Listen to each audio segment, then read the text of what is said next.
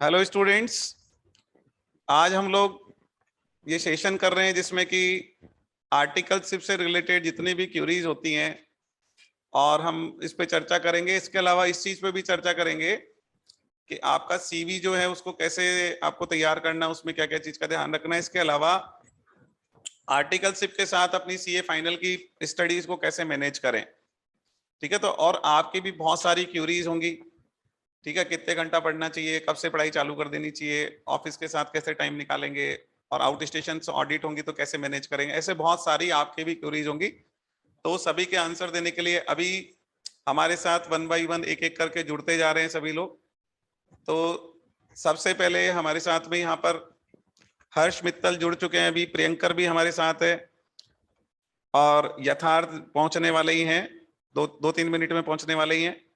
मैं आपको थोड़ा सा इंट्रोड्यूस करा देता हूँ। हर्ष मित्तल जो अपने स्टूडेंट रहे हैं, इनका इंटरमीडिएट में ऑल इंडिया रैंक था, सीए फाइनल में भी ऑल इंडिया रैंक था। ऐसे ही प्रियंकर है, प्रियंकर का भी ऑल इंडिया रैंक इंटरमीडिएट भी था, फाइनल में ऑल इंडिया 6th रैंक था इनका। तो ये बहुत ही ऐसे स्टूडेंट है, जेम्स है ये मित्तल कॉमर्स क्लासेस के, जो कि आज स्टार्स की तरह शाइन कर रहे हैं, इंडस्ट्री में अच्छी अच्छी पोजीशंस पे बैठे हैं। प्रियंकर दिल्ली से हमारे साथ कनेक्ट हुए हैं और हर्ष जो है बेंगलोर है, अभी बेंगलोर से कनेक्ट हुए हैं हमारे साथ। तो देखिए, जो भी स्टूडेंट्स का क्यूरी होगा तो हम लोग बोलेंगे कि आप लोग हैंड रेस करें, तो आप लोग को हैंड रेस करना है, तो आपका क्यूरी जो है हम लोग लेते जाएंगे। आप हैंड रेस करेंगे वो हम क्यूरी आपका ले लेंगे। चलिए, तो सबसे पहले हम बात करते हैं कि आर्टिकलशिप ट्रेनिंग को लेकर जो क्वेश्चंस अराइज होते हैं कि बिग फोर से करना चाहिए, आर्टिकलशिप ट्रेनिंग बिग फोर से करना चाहिए, या जो स्टूडेंट्स स्पेशली जयपुर के हैं तो वो बोलते हैं कि भाई जयपुर की जो टॉप 5 फर्म्स है उनसे कर लें। तो दोनों में से कौन सा बेटर ऑप्शन है? और या फिर जैसे कई स्टूडेंट्स ये भी कहते हैं कि हमारा मान लीजिए बोथ ग्रुप नहीं क्लियर हुआ एक साथ, तो एक ग्रुप ही हुआ है तो वैसे भी टॉप 5 फर्म नहीं मिलने वाली, या कई बार कहता है स्कोर भी बहुत अच्छा नहीं होता है तो भी अच्छी फर्म्स नहीं मिल पाती है। तो वैसे स्टूडेंट्स के लिए क्या सॉल्यूशंस हैं, तो वो सब पे हम बात करते हैं। तो सबसे पहले बात करते हैं बिग फोर्स की। देखिए, जो बिग फोर हैं वो वर्ल्ड की टॉप 4 कंपनीज हैं, टॉप 4 चार्टेड अकाउंटेंसी फर्म्स हैं पूरे विश्व की, पूरे वर्ल्ड की। ठीक है, उन्होंने क्या किया है कि पूरा जैसे जो मल्टीनेशनल कंपनीज होती हैं, तो एक एक कंपनी ऐसी है जिसका नेटवर्क जो है पूरे, जिसका नेटवर्क जो है उसके ब्रांचेज जो हैं बहुत सारे कंट्रीज में है। जैसे यूके में भी ब्रांच है, इंडिया में भी ब्रांच है, यूएस में भी ब्रांच है, ऑस्ट्रेलिया में ब्रांच है। तो अब ऐसी कंपनीज हैं तो उनकी ऑडिट करने के लिए उन कंपनीज को, बिग फोर्स को हायर इसलिए करना पड़ता है कि अलग अलग ब्रांचेस के लॉस पता होने चाहिए और हर जगह ऑफिस होना चाहिए सीए फर्म का भी, तो ही वो सीए फर्म सर्व कर सकती है मल्टीनेशनल कंपनी को। अदरवाइज कोई सीए फर्म जो केवल इंडिया बेस्ड सीए फर्म है, वो मल्टीनेशनल कंपनी को कैसे कैसे सर्व करेंगी, अपनी सर्विसेज कैसे देंगी। तो इस चैलेंजेस के चलते हुए वर्ल्ड में 4 कंपनीज जो है, टॉप 4 कंपनीज उभर के आई हैं जो कि पूरे मल्टीनेशनल कंपनीज को सर्व कर पाती हैं। बात आती है आर्टिकलशिप ट्रेनिंग की। तो देखिए, आर्टिकलशिप ट्रेनिंग बिग फोर्स में जाना बच्चों का ड्रीम होता है, लेकिन बहुत सारी नेगेटिविटी हमको सुनने में आती है कि यदि हम बिग फोर्स में जाएंगे तो ये प्रॉब्लम होगा, वो प्रॉब्लम होगा। कैसे कैसा सुनने में आता है वो हम चर्चा कर ले रहे हैं।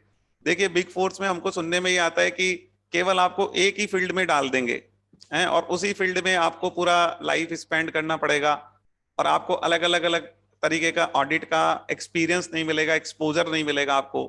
तो डिफरेंट डिफरेंट एक्सपोजर आपको नहीं मिलेगा, आपको काम सीखने को नहीं मिलेगा, एक्चुअली में ऐसा कहा जाता है। तो होता क्या है कि बिग फोर्स में काम सीखने को नहीं मिलेगा, केवल एक पर्टिकुलर उसमें डाल देंगे आपको। जैसे मान लीजिए टैक्सेशन में ले लिया, तो टैक्सेशन में भी ट्रांसफर प्राइजिंग एक सेगमेंट होता है। ठीक है, तो उसी पर्टिकुलर ट्रांसफर प्राइजिंग में आपको डाल दिया। ठीक है, तो वो पर्टिकुलर सेक्टर में ही आपको ट्रेनिंग मिलेगी, तो आप ऑलराउंडर नहीं बन पाएंगे। ये आपको एक ड्रॉबैक वहां पर लगता है कि बहुत बड़ा ड्रॉबैक है, इसलिए हमें बिग फोर नहीं जाना चाहिए, कई स्टूडेंट्स का ऐसा मानना होता है। ठीक है, और इसी चीज को लेकर और ये कहा जाता है कि नहीं, आपको ऐसा नहीं करना चाहिए, बिग फोर नहीं जाना चाहिए। तो उस चीज को लेके देखिए, आपका डाउट मैं बिल्कुल क्लियर कर देता हूं कि जो बिग फोर कंपनीज हैं वो डेफिनेटली आपको एक फील्ड में एक्सपर्टाइज कराती है, एक फील्ड में ज्वाइन कराती है, लेकिन मैं आपको एक चीज बोलूंगा कि एक फील्ड में एक्सपर्टाइज करना कभी भी गलत नहीं हो सकता। क्यों नहीं हो सकता? क्योंकि एक फील्ड में आप एक्सपर्टाइज कर लें और उस फील्ड के आप एक्सपर्ट बन जाएं, जैसे ईएनटी, जैसे जैसे हम बात करें यदि मेडिकल लाइन में तो ईएनटी स्पेशलिस्ट है, ऑर्थो स्पेशलिस्ट है, तो आप पर्टिकुलर चीज में भी क्या कम है क्या स्कोप? स्कोप की कोई कमी नहीं है। आप ईएनटी में भी बहुत बड़ा काम कर सकते हैं अपना, ठीक है, या ऑर्थो में भी अपना बहुत बड़ा काम कर सकते हैं। तो आप किसी भी चीज के स्पेशलिस्ट बनते हैं तो उसमें स्कोप की कोई कमी नहीं होती है। हर मल्टीनेशनल कंपनी में वो पर्टिकुलर चीज को लेके बहुत स्कोप होता है। और स्पेशली आप जैसे बिग फोर से जुड़ते हैं और एक पर्टिकुलर पर्टिकुलर फील्ड में भी यदि आप ट्रेनिंग करते हैं तो आप उसका बेनिफिट क्या है? उसका बेनिफिट ये कि उस फील्ड में इतना स्कोप है जिसमें कि आपको लाइफ टाइम कोई प्रॉब्लम नहीं आने वाली है।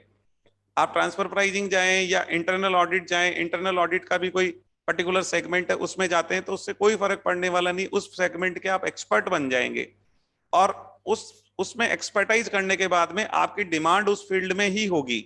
और बिग फोर कंपनीज तो आपको लेती ही हैं साथ में, जो ऐसा ही नहीं है कि चार ही कंपनी है जो मल्टीनेशनल पे सर्व कर रही है। जैसे 5th नंबर पे ग्रैंड थॉर्नटन भी है और 6 नंबर 7 नंबर, ऐसे बहुत सारी कंपनीज है। तो आपको सब जगह पर बहुत सारी वैकेंसीज और बहुत सारा आपको जगह मिलता है जहां पर आपकी लाइफ आप अच्छे से स्पेंड कर सकते हैं। और बिग फोर्स में आपके पैकेजेस बहुत अच्छे होते हैं।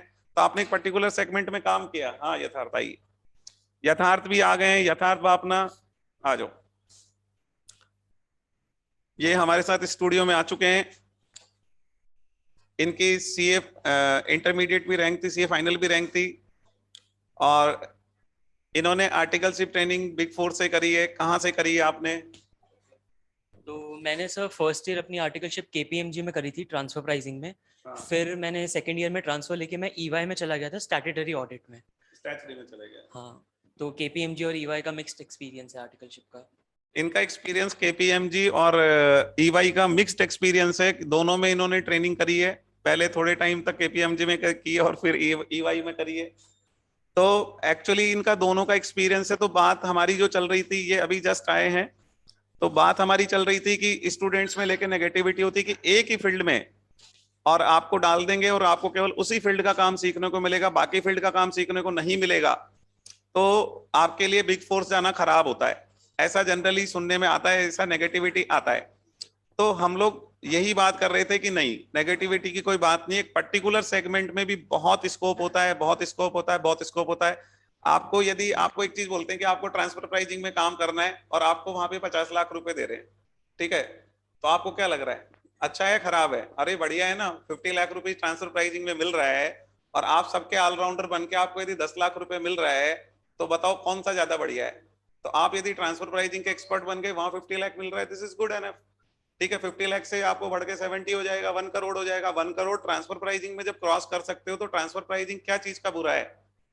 ठीक है ना, एक्सपोजर का कोई कमी नहीं है, स्कोप का कोई कमी नहीं है। दैट्स व्हाई एक पर्टिकुलर फील्ड में भी यदि आपकी आर्टिकलशिप ट्रेनिंग होती है तो उसमें बहुत स्कोप है। आप मल्टीनेशनल कंपनीज में, हर कंपनी में स्कोप है। हर प्रैक्टिसिंग फर्म जो कि इंटरनेशनल लेवल पे काम कर रही है, उस हर फर्म में आपको अनलिमिटेड स्कोप मिलता है, खूब स्कोप मिलता है, खूब पैकेजेस मिलते हैं, खूब पोजीशंस मिलती है। तो आपको कोई कमी होने वाली नहीं है। इसलिए ये नेगेटिविटी को आप हटा दें कि हम बिग फोर में जाएंगे तो केवल एक ही तरीके का काम सीखने को मिलेगा और जिसकी वजह से वो बिग फोर्स में जाना खराब है। ये चीज को आप बिल्कुल हटा दें, रिमूव कर दें अपने माइंड से और बिल्कुल माइंड मेकअप कर लें। यदि बिग फोर मिल रहा है तो आपको डेफिनेटली लेना चाहिए, जाना चाहिए, ठीक है। तो अभी यथार्थ ने अपना दो बिग फोर में से 2 फर्म इन्होंने ली। पहले केपीएमजी ली, केपीएमजी में ट्रांसफर प्राइजिंग में किया, फिर स्टैचुटरी ऑडिट में इन्होंने ईवाई में ट्रांसफर ले लिया। 1 ईयर का टाइम होता है ट्रांसफर लेने के लिए। स्टार्टिंग फर्स्ट ईयर में, जब फर्स्ट ईयर एंड नहीं हुआ उससे पहले पहले आप आर्टिकलशिप ट्रेनिंग ट्रांसफर ले सकते हैं। तो इन्होंने ट्रांसफर लिया और स्टैचुटरी ऑडिट में इन्होंने आगे अपनी आर्टिकलशिप ट्रेनिंग ईवाई से कंप्लीट करी। तो अब आप जो बिग फोर्स को लेकर जो बच्चों के डाउट्स हैं, ये मतलब जनरली जो रहता है कि भाई नेगेटिविटी रहती है कि एक पर्टिकुलर सेगमेंट का, तो उसके लिए आप बोलिए कुछ। जैसा कि सर ने बताया, थोड़ा सा मेरा इंट्रोडक्शन देते हुए, मैंने अपनी सीपीटी और आईपीसीसी दोनों मित्तल कॉमर्स क्लासेस से ही करी थी। सीपीटी में मेरे 178, देन आईपीसीसी में ऑल इंडिया रैंक 22। फिर मैं मुंबई चला गया आर्टिकलशिप में, 1 साल में केपीएमजी में था, फिर मैं ईवाई में गया। फिर मेरी फाइनल्स में अभी दिसंबर 21 में ऑल इंडिया रैंक 32 भी आई।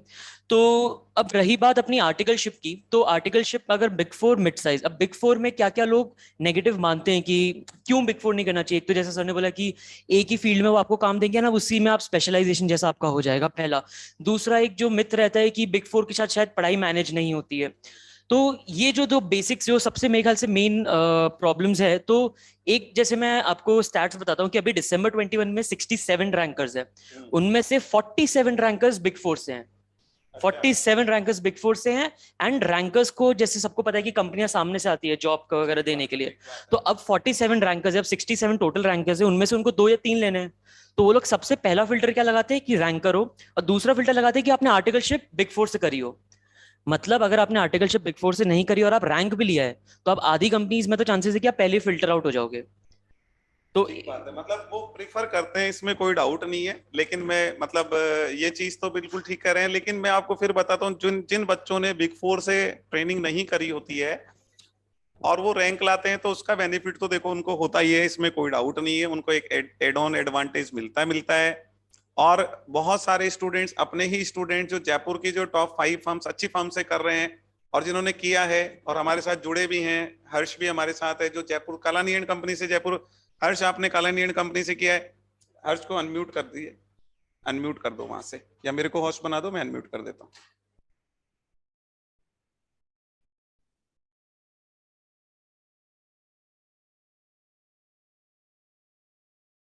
आपके पास है अनम्यूट का ऑप्शन?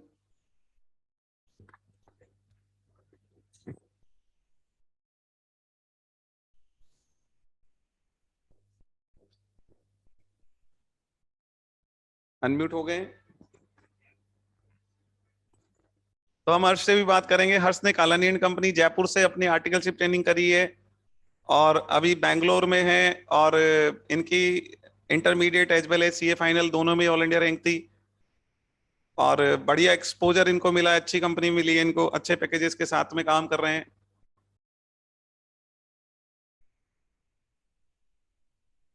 और प्रियंकर से मेरी सुबह मतलब वैसे बात होती रहती है, कल भी बात हुई। तो उनका कंपनी है पावर फाइनेंस कॉर्पोरेशन, पीएसयू में है वो। तो पब्लिक सेक्टर अंडरटेकिंग का अपना मजा है एक। ठीक है, हो गए? हर्ष, आप अनम्यूट कर लीजिए अपने आप को। हाँ। Yes, sir. So, first of all, hi everybody. Myself Harsh Mittal, and मेरी आईपीसीसी में भी रैंक थी एंड फाइनल में भी ऑल इंडिया 33rd रैंक थी। नवंबर 20 में मैंने क्वालिफाई किया था एंड एमसीसी का स्टूडेंट रहा हूँ शुरू से ही। सीपीटी भी एमसीसी से करी थी, फाइनल भी आईपीसीसी भी एमसीसी से करी थी एंड फाइनल में भी काफी कोचिंग्स ली थी। आप लोग तो बेसिकली कनेक्ट करो ना। बेसिकली मेरी आर्टिकलशिप जयपुर में ही हुई थी कालानी एंड कंपनी से। Kalani and company is considered to be the most famous firm in all over Rajasthan, not in Jaipur only, all over Rajasthan. So काफी exposure भी है वहाँ पर एंड काफी ऑडिट्स थी जो मेरे को देखने को मिली, करने को मिली, ऑडिट्स में, टैक्सेशन में एंड अदर फील्ड्स में। सो जैसा कि यथार्थ ने कहा कि basically after getting in the industry you will see ना, एक फिल्टर होता है बिग फोर का कि अगर वो बंदा बिग फोर में है और उसकी रैंक है तो ऑब्वियसली उसको पहली प्रायोरिटी मिलेगी बाकी कैंडिडेट से, चाहे आप रैंक भी ले आए हो। मेरी रैंक थी लेकिन मैं कालानी से था, तो मे बी कई जगह पे ऐसा हुआ था कि बिग फोर्स के रैंकर्स को मुझसे ऊपर प्रायोरिटी मिली थी। तो फर्स्ट ऑफ ऑल मैं एग्री करता हूँ यथार्थ और मनोज सर की बात से भी कि अगर आपको चांस मिल रहा है बिग फोर में जाने का तो उसको छोड़ो मत। कोई बात नहीं, 3 साल जयपुर के बाहर रह करके हम ट्रेनिंग कर लेंगे, पर वो आपकी करियर के लिए बहुत अच्छा है। कोई वर्क लाइफ जयपुर बैलेंस में आप भी सोचते हो कि केपीएमजी अवेलेबल करा रही, केपीएमजी आ चुकी है जयपुर में। हाँ, जयपुर में भी अब तो ऑप्शंस हो गए, हमारे टाइम पे नहीं थे इतने। तो केपीएमजी एंड डिलॉयट, शायद डिलॉयट भी आ गई है जयपुर में अब तो। हाँ, तो वहाँ भी ऑप्शन मिलता है, तो वहाँ जाओ, वहाँ पे जा करके उनका एक्सपोजर लो, आप क्योंकि जूम से सुन। After getting into the industry you will know the difference. पक्का है ये।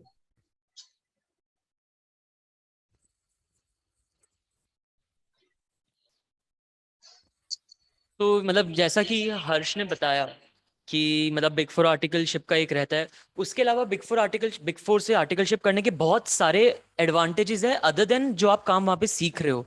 बिग फोर में जो आप टेक्निकल काम होता है, अपना ऑडिट में हो तो आप ऑडिट का, टैक्स में हो तो आप टैक्स का, वो तो आप सीखते ही सीखते हो, पहला।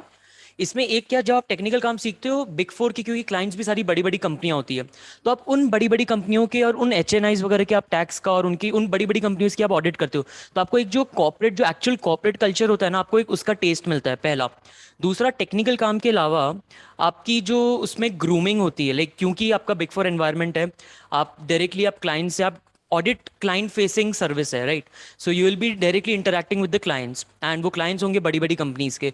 तो वो कहीं ना कहीं वो आपकी पर्सनालिटी को ग्रूम करेंगे कि आप कैसे, जो सी सूट, जो भी लाइक कंपनी के CFOs, मैनेजर्स या फाइनेंशियल कंट्रोलर्स या फाइनेंशियल मैनेजर्स होते हैं, आप उनसे डायरेक्टली बात करते हो, उनसे डायरेक्टली ऑडिट इश्यूज डिस्कस करते हो, डेटा वगैरह लेते देते हो, तो आपको कहीं ना कहीं आपकी कम्युनिकेशन स्किल्स आपकी डेवलप होती है, आपकी पर्सनैलिटी डेवलपमेंट होती है, आपकी ओवरऑल ग्रूमिंग होती है।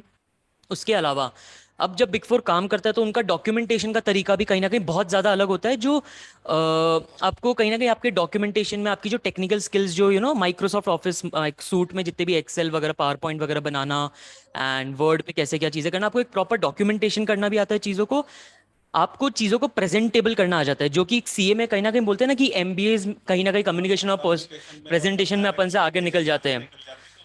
बिग फोर वाले उसको नहीं होने देते उस चीज को, तो वो मतलब चीज़ हाँ। तो वो चीज़ आपकी कहीं ना कहीं बिग फोर में आपकी आर्टिकलशिप करते हुए आपकी वो चीज़ कहीं ना कहीं कवर हो जाती है। तो इसलिए बिग फोर से आर्टिकलशिप करने के बहुत सारे एडवांटेजेस है। तो तो देखिए ये हमने एडवांटेज देखे बिग फोर से आर्टिकलशिप करने के। अब हम बात ही कर रहे हैं कि जो जैसे जयपुर की टॉप 5 फर्म्स हैं, कालानी एंड कंपनी है, तो उनके पास भी अच्छे क्लाइंट्स हैं, सोगानी एंड कंपनी अच्छे क्लाइंट्स, काफी अच्छे क्लाइंट्स हैं। हम क्लाइंट लिस्ट को एक बार डिस्कस करते हैं कि हर्ष आप बताएं कि जो भी क्लाइंट आपने ड्यूरिंग द आर्टिकलशिप ट्रेनिंग वहां पर आपने मतलब जिनको सर्व किया है। सर एक्चुअली कालानी के पास काफी अच्छे अच्छे क्लाइंट्स हैं। मैंने जैसे NTPC की भी ऑडिट करी है, NTPC जो कि बिजली बनाती है, एंड काफी बड़ी फर्म है, is a government of India undertaking. So काफी अच्छा एक्सपोजर मिलता है वहाँ पे, SAP इन्वायरमेंट में काम करने का मौका मिलता है, क्योंकि आजकल बड़ी कंपनियों में सब में SAPs लगते हैं, और आप जब इंटरव्यू देने जाते हो तब वो आपके रिज्यूम में SAP पढ़ के इंटरव्यूअर भी एक बार पूछता है कि SAP में आपने काम कराएगा। ऐसे तो भी मैं उसमें मेरे को काम करने का मौका मिला बड़ी लिस्टेड कंपनीज में, like Banswara Syntex limited, and क्या बोलता है, Crown, I think Bella Casa fashion retail limited, ये लिस्टेड कंपनीज है कहीं, जिनका काफी आपको एक्सपोजर मिलता है। लिमिटेड रिव्यू किसको बोलते हैं, सेबी की रिक्वायरमेंट्स क्या होती है, सब आपको सब कुछ फेस करने को वहाँ पे मिलेगा। तो काफी एक अच्छा एक्सपोजर है, जो शायद एक आप बहुत ही छोटी फर्म में किसी में जाओगे तो शायद आपको वहाँ नहीं मिले।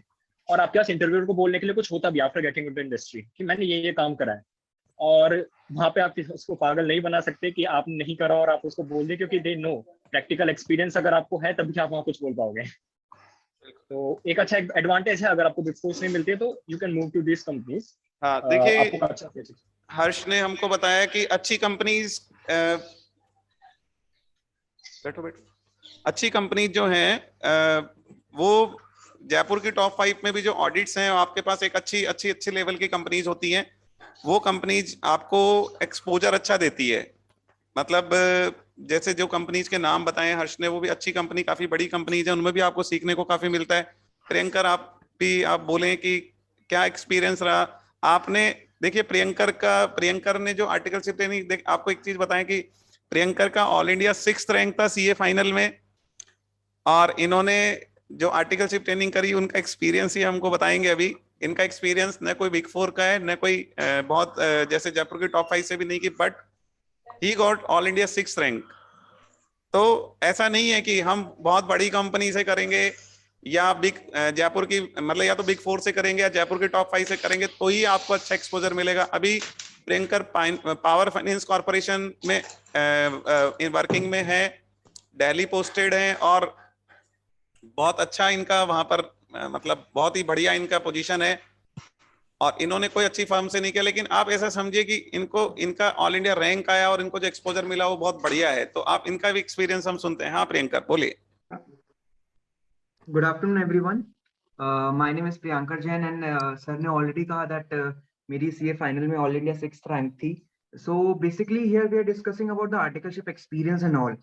So मेरा articleship का जो experience था वो initially I joined Kalani, but because of certain my personal issues मेरा Big Four में भी हो गया था, in Big Four में in Delhi, Gurgaon, and as well as in Kalani, मैंने Kalani में एक से 2 महीने के लिए काम भी किया था, बट वो मेरे कुछ पर्सनल रीजन से, इसकी वजह से I have to drop out of that, और फिर मैंने एक कोई मीडियम फर्म है उसमें ज्वाइन किया था। So first of all I would like to clarify ये कि जो बहुत सारे बच्चों को ये भी लगता है कि अगर बिग फोर या फिर टॉप फर्म्स में अगर आप काम नहीं करोगे तो आपका कुछ नहीं हो सकता, तो वो ऐसा कुछ नहीं है। क्योंकि टू बी वेरी ट्रू, ये चार्टर्ड अकाउंटेंसी का जो प्रोफेशन है इसमें हर किसी के पास काम है। So it depends the kind of work that you are doing. अगर आप अपना जो काम एग्जिस्टिंग फॉर्म में भी कर रहे हो, that you are doing with your honesty and dedication, तो you can learn a lot from that as well. तो ये एक बहुत इंपॉर्टेंट पॉइंट रहता है। सेकेंडली, बिग फोर्स में जो कहा, एज ऑलरेडी पार्थ ने जो कहा, सर ने जो कहा और हर्ष ने जो कहा कि बिग फोर का एक फिल्टर रहता है, दैट इज ट्रू। मैं भी जो पर्सनली मेरे लिए अगर कोई भी क्वेरी आती है कि आपको कहाँ से आर्टिकलशिप करनी चाहिए, तो आई पर्सनली रिकमेंड कि बिग फोर से करिए। जस्ट बिकॉज कि हम लोगों ने नहीं करी या फिर किसी और ने नहीं करी, आप लोग नहीं करे, उसका कोई रेलेवेंस नहीं है। मतलब you should aim for the best, so वो पॉइंट है। हाँ, supposingly if you are not able to do that, that doesn't mean कि आप डिसअपॉइंटेड हो जाएं या फिर आप ये सोचे कि अब हमारा क्या होगा। तो वो सिनेरियो नहीं होना चाहिए। और यहाँ तक कि अगर किन्हीं लोगों को ये भी लगता है कि बिग फोर में काम करते हुए you are not able to get time for your studies, आपको मैनेज नहीं कर पाएंगे, तो मेरे खुद के पीएसयूज में फ्रेंड्स हैं जो अभी मेरे साथ में ज्वाइन हुए हैं, जो ईवाई से हैं, केपीएमजी से हैं, डेलॉइट से हैं, तो वो रैंक होल्डर्स हैं। तो ऐसा कुछ नहीं है कि even Parth, he has worked in a big four and still got such good rank। तो ये बहुत इंपॉर्टेंट है, अपन माइंड में ये क्लैरिटी रखें कि big four is the best. लेकिन हाँ, अगर आपको ये चाहिए कि आप कि इंडिविजुअल कैरेक्टर पे है, सपोजिंगली फॉर मी, हो सकता है मैं इतना वर्क प्रेशर के साथ स्टडीज हैंडल नहीं कर पाऊं, देन यू कैन डिसाइड कि अगर आपको बिग फोर में नहीं करना तो आप एक अच्छी फॉर्म ले जिसमें आपका आर्टिकलशिप एक्सपीरियंस और एक्सपोजर जो है वो अच्छा रहे, सो दैट आप लैग नहीं करें कहीं पे भी, मार्केट में क्या चल रहा है, कंपनीज क्या कर रही है, कैसे काम कर रही हैं, उन सब चीजों में। ये भी एक बहुत इंपॉर्टेंट पॉइंट रहता है। देखिए, प्रियंकर ने हमें बताया कि बिग फोर से आर्टिकलशिप ट्रेनिंग नहीं करना, इसका मतलब ये नहीं होता है कि हम कैरियर में कुछ कर नहीं पाएंगे, हमें एक्सपोजर नहीं मिलेगा, ऐसा नहीं है। प्रियंकर का ऑल इंडिया 13th रैंक था सीए इंटरमीडिएट में, दैट्स वाई इनका बिग फोर्स में भी हो गया था, कालानी में भी हो गया था, मतलब सोगानी एंड कंपनी और what ever companies, all companies was inviting, मतलब सभी कंपनीज वर इन्वाइटिंग, तो वो सब कंपनीज बुला रही थी कि प्रियंकर को कि आप आ जाओ, सब ओपन है। तो वैसा केस में इन्होंने बिग फोर्स नहीं गए, जयपुर में कालानी ज्वाइन किया, और 2 महीने बाद में वो कालानी भी उन्होंने छोड़ के एक वैसी मिडिल फर्म जो कि मतलब न जयपुर की भी टॉप 5 में नहीं आती, वैसी कंपनी से किया। लेकिन आज ये कहां पर है, बहुत अच्छी पोजीशन पे हैं, जहां जहां पर बिग फोर से जो आर्टिकलशिप करके जो लोग उस पोजीशन पे पहुंचे हैं, ये इस रूट से एक टॉप, जयपुर की भी टॉप 5 नहीं है, उससे भी छोटी कंपनी है, वहां से करके ये सेम पोजीशन पे पहुंचे हैं। तो मतलब ये चीज तो आप बिल्कुल दिमाग से निकाल दें कि बिग फोर नहीं होगा या जयपुर के टॉप 5 में नहीं होगा तो हमारा कुछ नहीं हो सकता, वो नहीं। हाँ, लेकिन यदि बेस्ट मिल रहा है, बिल्कुल सही कहा प्रियंका ने, यदि बेस्ट मिल रहा है तो बेस्ट पे जाना ही चाहिए, यदि बिग फोर्स मिल रहा है तो बिग फोर्स पे जाओ, क्योंकि फर्स्ट फिल्टर ये होता है कि बिग फोर से हैं तो आप आ जाओ, ठीक है, फिर उसके बाद में फिर सेकंड नंबर लेते हैं वो। तो इस तरीके से हमें बेस्ट पे जाना चाहिए। और जयपुर की भी जो अच्छी फर्म्स हैं उन पे करते हैं तो भी आपको एक्सपोजर अच्छा मिल जाएगा।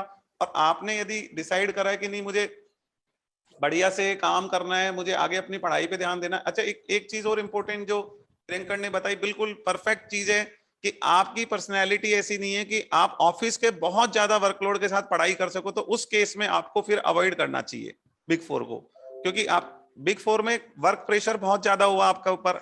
अब इतना ज्यादा वर्क प्रेशर है और साथ में आपको पढ़ाई करनी है और आपकी पर्सनैलिटी ऐसी नहीं है कि आप इतना लोड झेल पाए, तो उस केस में यू शुड अवॉइड, ठीक है, otherwise you should continue, because कि आप पे प्रेशर इतना होगा तो दोनों प्रेशर आप नहीं झेल पाएंगे, तो वो आप वहां पर कर नहीं पाएंगे, परफॉर्म नहीं कर पाएंगे, उस तरीके के चैलेंजेस आते हैं, थोड़ा सा वर्कलोड ज्यादा होता है। तो हमें उस चीज को भी ध्यान रखना चाहिए, हमारी पर्सनल कैपेसिटी, इंडिविजुअल कैपेसिटी को ध्यान में रख के भी हमको डिसीजन लेना चाहिए। लेकिन चलिए, कुल मिलाकर अभी तक के डिस्कशन से क्लियर हो गया कि आप बिग फोर जाएं, चाहे जयपुर के टॉप 5 जाएं, चाहे एक उससे भी मिडिल फॉर्म पे जाएं, आप कहीं भी जाएं, बढ़िया से पढ़ाई करें, कॉन्सेप्ट्स अपने क्लियर रखें, और जितना काम आपको सीखने को ज्यादा से ज्यादा मिल रहा है उतना काम सीखें। और सक्सेस सभी जगह है, ऐसा कुछ भी नहीं है कि आप छोटी फॉर्म्स में जाएंगे तो आपको सक्सेस नहीं मिलने वाली है। हमने सब एग्जाम्पल ले लिए, हमने ये हमारे सामने हमारे साथ बैठे हैं यथार्थ, ये बिग फोर से किए हैं।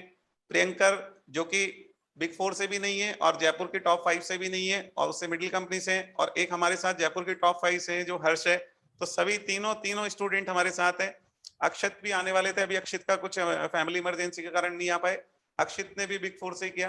तो एक्चुअली क्या है, सब तरीके के एग्जाम्पल है। और आप एक चीज देखिए जो बिल्कुल क्लियर इन्होंने बताई कि प्रियंकर जिस पोस्ट पे और पोजीशन पे काम कर रहे हैं, उस पोस्ट और पोजीशंस पे बिग फोर वाले भी उनके बराबर से ज्वाइन किए हैं। मतलब आप समझ जाइए कि कंपनीज ने ऐसा नहीं किया कि नहीं भाई ठीक है आप बिग फोर से नहीं है तो आपको पोजीशन हम पीछे डाल दे रहे हैं, ऐसा नहीं है। तो ये चीज आप बिल्कुल क्लियर रखें।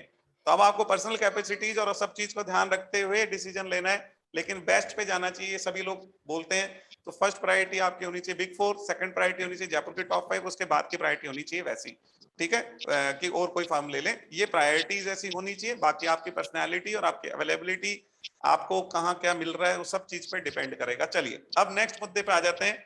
नेक्स्ट मुद्दा है हमारा। सर एक चीज मैं ऐड करना चाहूंगा यहाँ पे।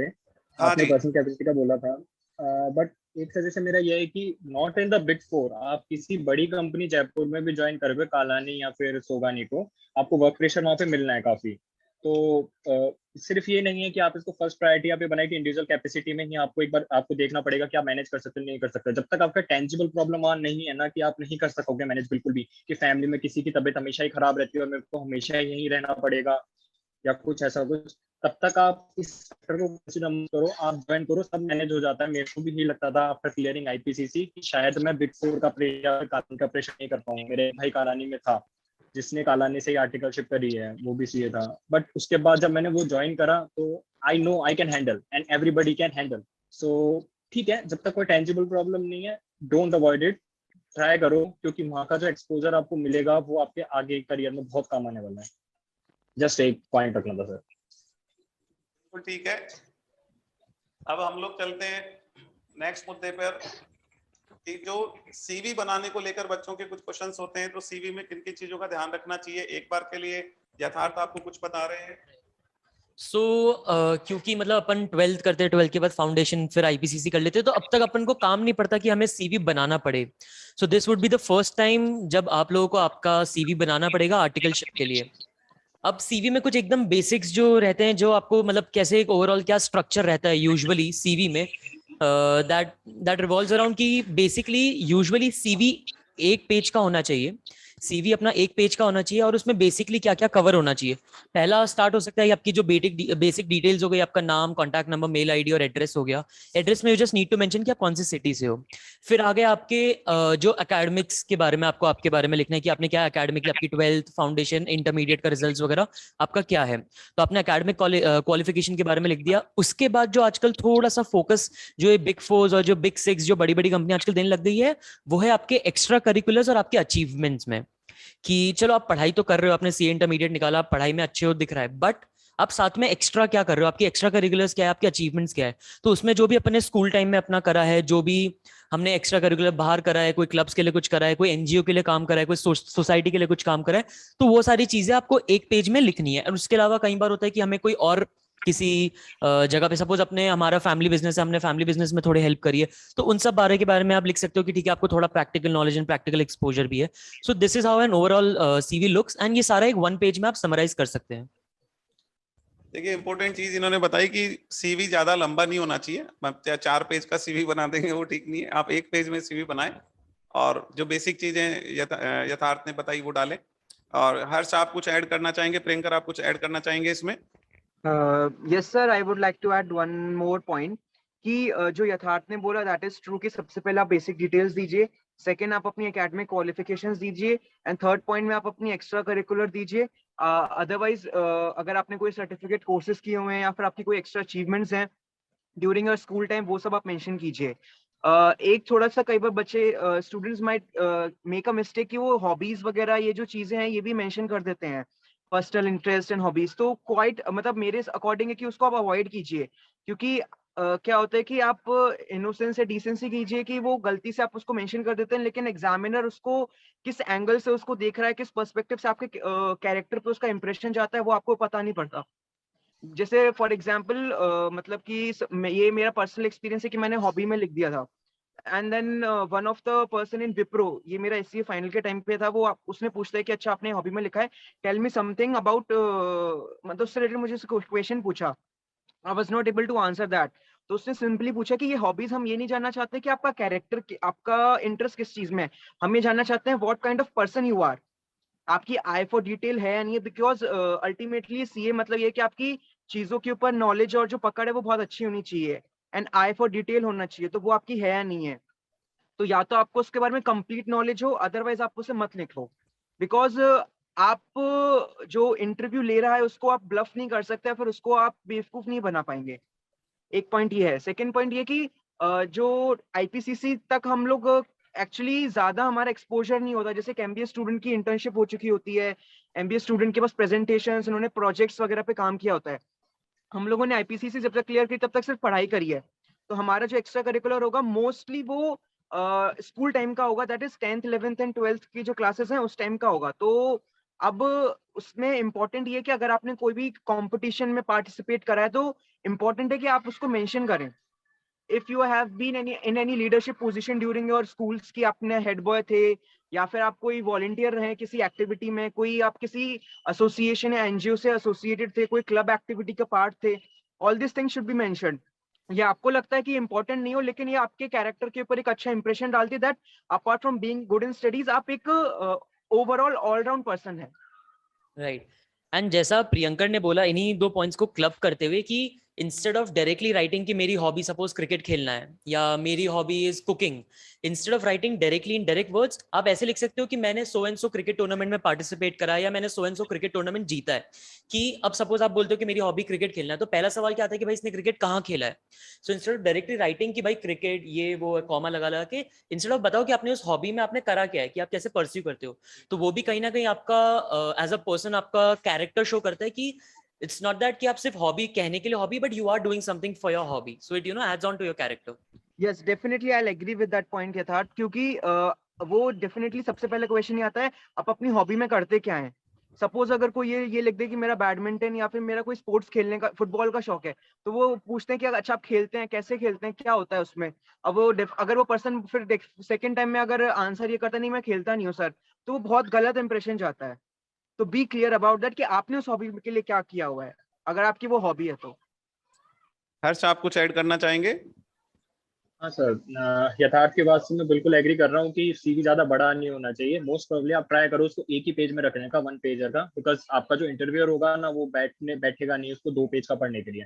तो बेसिकली फर्स्ट ऑफ ऑल सबसे बड़ा सजेशन कि अभी आपने लिंक्डइन अकाउंट तो सबने बना ही लिया होगा, तो लिंक्डइन अकाउंट बनाओ, वहाँ पे अच्छा अच्छा अपने जो भी आपके सर्टिफिकेट्स हैं, आपके अचीवमेंट्स हैं वहाँ डालो, एंड लिंक्डइन का जो आपके अकाउंट का लिंक है वो आपके सीवी में पेस्ट करो।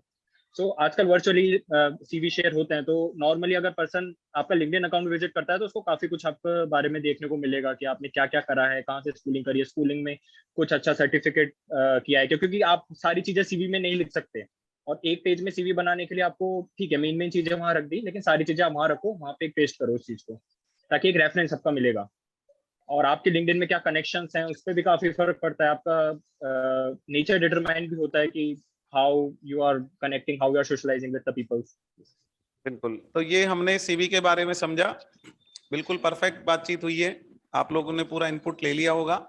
ठीक है, आपकी जो भी क्यूरीज है हम सेशन के लास्ट पे लेंगे, आप सारी क्यूरीज जो जो आपके पूछना होगा सब लिख देंगे, हम लोग रिप्लाई करेंगे। ठीक है, एज मच एज पॉसिबल जितना हम लोग रिप्लाई कर सकते हैं हैंड टू हैंड करेंगे, और यदि टाइम लिमिट के कारण कोई चीज नहीं रिप्लाई कर पाए तो आपको हम लोग नंबर शेयर करेंगे, तो उस पर आप व्हाट्सअप करके मेरे से पूछ सकते हैं। ठीक है, चलिए, तो अभी हम बात कर रहे हैं नेक्स्ट की कैसे अप्लाई करें, कैसे अप्लाई करें हम बिग फोर्स में, और यहाँ की जो अदर फर्म्स हैं जयपुर टॉप 5 में कैसे अप्लाई करें, और बिग फोर्स में कैसे अप्लाई करें, ये हमारा एक मुद्दा है। चलिए, सो अब जैसे लाइक स्टेप बाय स्टेप अगर अपना पहले अब सीवी बन गया, अब है कि हमें सीवी पहुंचाना है। सो इन बिग ऑर्गेनाइजेशंस में डिपार्टमेंटलाइजेशन होता है जहां पे we have to make sure कि अपना सीवी जो रिस्पेक्टिव एचआर है उनके पास पहुंचे। अब एचआर में भी क्या होता है, कुछ एचआर होते हैं जो क्वालिफाइड चार्टर्ड अकाउंटेंट्स है उनका रिक्रूटमेंट देखते हैं, कुछ एचआर होते हैं जो टेक्निकल्स का रिक्रूटमेंट देखते हैं, कुछ एचआर होते हैं जो इंटर्न्स का या आर्टिकलशिप के लिए रिक्रूटमेंट देखते हैं। तो पहला तो होना चाहिए कि अपन सही जगह पे पहुंचाएं अपना। अब उसके लिए अपने पास 2-3 सोर्सेज है। पहला तो होता है कि अगर अपन ऑलरेडी किसी को जानते हो, फॉर एग्जांपल कि जो ऑलरेडी बिग फोर में काम कर रहा है, तो वो आपको उस अप्रोप्रिएट बंदे की मेल आईडी दे देगा, बट वो ठीक है सब जगह हो नहीं पाता। तो कैसा होता है कि एक जो जैसे हर्ष ने बताया था कि लिंक्डइन लिंक्डइन एक तरीके से प्रोफेशनल वर्ल्ड का फेसबुक है, एंड लिंक्डइन पे एक कल्चर है जहां पे आप किसी अननोन पर्सन को कनेक्शन, जैसे अपन फेसबुक पे फ्रेंड रिक्वेस्ट भेजते हैं वैसे अपन लिंक्डइन पे कनेक्शन रिक्वेस्ट भेजते हैं। लिंक्डइन में कल्चर है कि आप अननोन लोगों को कनेक्शन रिक्वेस्ट भेजो, वो आपकी कनेक्शन रिक्वेस्ट एक्सेप्ट भी करेंगे, आप उनको मैसेज करो एंड वो आपके मैसेजेस का रिप्लाई भी करेंगे। वह एक काफी अच्छा कल्चर है जहां अननोन लोगों को आप आराम से मैसेज करो एंड वो लोग भी फ्रीली आपको रिप्लाई करते हैं। तो अब जैसे अब फॉर एग्जांपल मैंने टारगेट बना लिया कि मेरे को बिग फोर में आर्टिकलशिप करनी है, लेकिन मैं किसी को जानता नहीं जो ऑलरेडी बिग फोर में हो या कोई सीए को नहीं जानता, तो मैं लिंक्डइन पे अपना अकाउंट बनाऊंगा, अपनी प्रोफाइल अपडेट करूंगा, देन मैं सर्च करूंगा कि भाई कौन है जिसने ईवाई में काम करा है या कौन है जिसने पीडब्ल्यूसी केपीएमजी डेलॉइट में काम करा है। उन लोगों को मैं कनेक्शन रिक्वेस्ट भेजूंगा। मैं टारगेट कर सकता हूँ कि कौन आर्टिकल है जो अभी वहां पे आर्टिकलशिप कर रहा है, उनको मैंने कनेक्शन रिक्वेस्ट भेजी, उनको मैसेज करा कि हाय मैंने अपना आईपीसीसी अभी क्लियर करा है, I am looking for an articleship in your organisation, ये मेरा सीवी है, कैन यू प्लीज शेयर। तो आधे टाइम तो वही आपका सीवी शेयर कर देंगे, या फिर वो आपको वहां के जो रेलेवेंट जो एग्जैक्ट आपका जो टच पॉइंट है, जो भी एचआर जो एक्यूरेट एचआर है, उनका आपको मेल आईडी दे देंगे, उनकी कॉन्टैक्ट डिटेल्स दे देंगे, तो आप उनको डायरेक्टली अपना सीवी मेल कर सकते हो। ये एक रास्ता हो गया। एक चीज और है कि ये जो वीडियो अभी जो हमारा ये सेशन चल रहा है, इसका एक वीडियो भी रिकॉर्ड हो रहा है जो अपने यूट्यूब चैनल पे हम लोग डालने वाले हैं। उस पे डिस्क्रिप्शन बॉक्स में जो बिग फोर्स के रिलेवेंट एचआर के मेल आईडीज डायरेक्ट हम लोग आपसे शेयर करेंगे, ठीक है। और जो जयपुर की टॉप 5 कंपनीज है उनके भी जो डिटेल्स है वो हम आपसे शेयर करेंगे। तो उस वीडियो के डिस्क्रिप्शन बॉक्स में आप जाके देखेंगे तो आपको सारी डिटेल्स मिल जाएगी, वो आपके लिए बहुत हेल्पफुल होगी। आप वहां पे जाकर वहां से डिटेल्स ले सकते हैं और वहां पे अप्लाई कर सकते हैं।